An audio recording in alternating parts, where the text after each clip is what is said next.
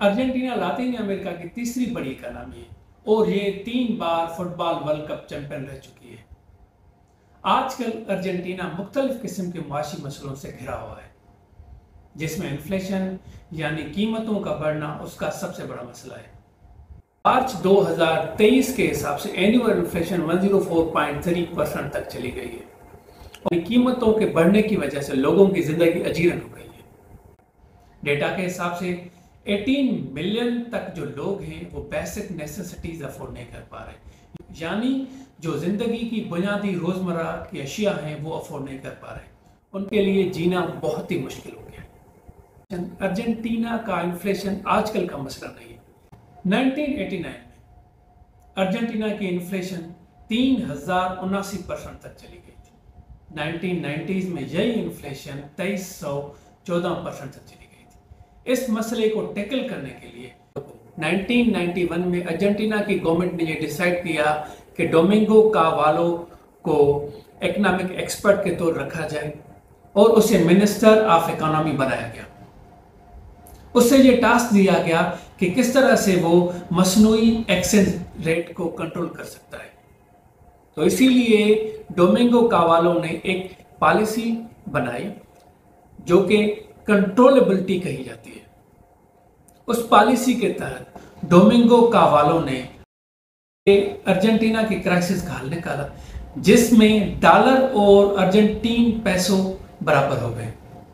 उसके कुछ चंद इकदाम थे जिनमें निजकारी करना, मुख्तलिफ जो गवर्नमेंट के इदारे से उनकी निजकारी की गई। दूसरा, उन्होंने फ्लो ऑफ डॉलर बढ़ा दिया। इकोनॉमी में डॉलर का जो फ्लो था उससे एक हद से ज्यादा बढ़ाया गया।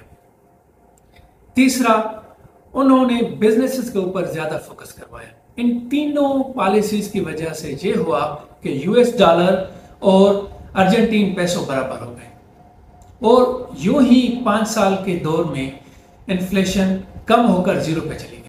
आज अगर हम देखते हैं तो इन्फ्लेशन 104% तक पहुंच गई है, जबकि इंटरेस्ट रेट 78% तक है। अगर 2022 में चले जाएं तो ये 75% तक था और 2021 में ये 38% तक था। अर्जेंटीना जिसकी पॉपुलेशन 46.3 मिलियन तक है, उसमें से 92% पॉपुलेशन अर्बन सेटअप में रहती है। अगर मईशत को देखा जाए तो अर्जेंटीना की जो मईशत थी 2016 से लेकर 2020 तक मनफी रही। 2016 में 2% नेगेटिव के करीब थी और 2020 में ये 9.9% तक नेगेटिव में चली गई। तो ये सारी मुख्तलिफ असबाब थी जिनकी वजह से इकोनॉमी यानी मईशत तबाह हो गई। अगर इन्फ्लेशन के असबाब को देखा जाए तो 4 बड़े उसके असबाब यानी रीजंस हैं जिनकी वजह से हद से ज्यादा ट्रिपल डिजिट में इन्फ्लेशन रही है अर्जेंटीना की। उसमें से सबसे बड़ा जो इन्फ्लेशन का सबब है वो है डिवैल्यूएशन ऑफ पैसो। डेटा के हिसाब से अगर देखा जाए तो 2012 में 4 पैसो बराबर थे $1 के। आज ये करेंसी 97% से भी ज्यादा डिवैल्यू हो चुकी है। तो ये एक सबसे बड़ा असबाब है इसका। दूसरा सबसे बड़ा असबाब है लिमिटेड एक्सपोर्ट्स। लिमिटेड एक्सपोर्ट्स की वजह से इकोनॉमिक आउटपुट के ऊपर हद से ज्यादा नेगेटिव इम्पैक्ट पड़ा है। तीसरा जो सबसे बड़ा इशू है monetary policy. Monetary policy Argentina का सबसे बड़ा मसला रहा है। डेटा के हिसाब से आज यानी 2023 में 78% तक इंटरेस्ट रेट है, जबकि 2022 में 75% तक इंटरेस्ट रेट था और 2021 में यही इंटरेस्ट रेट 38% तक था। फोर्थ और सबसे बड़ा जो मसला है अर्जेंटीना का वो है मिसमैनेजमेंट एंड पॉलिटिकल इश्यूज, जिनकी वजह से अर्जेंटीना तबाह हो गया है। क्या मौजूदा हालात में 1991 वाली कंट्रोलेबिलिटी पॉलिसी अडॉप्ट की जा सकती है, यानी एक्सचेंज रेट को मसनूई तरीके से कंट्रोल किया जा सकता है? इसके हवाले से 2 राय हैं। पहली राय यह है कि हाँ, जिस तरह से डोमिंगो कावालो ने ये एक्सचेंज रेट को कंट्रोल किया था, आज भी उसी तरह से कंट्रोल किया जा सकता है और इन्फ्लेशन को कम किया जा सकता है।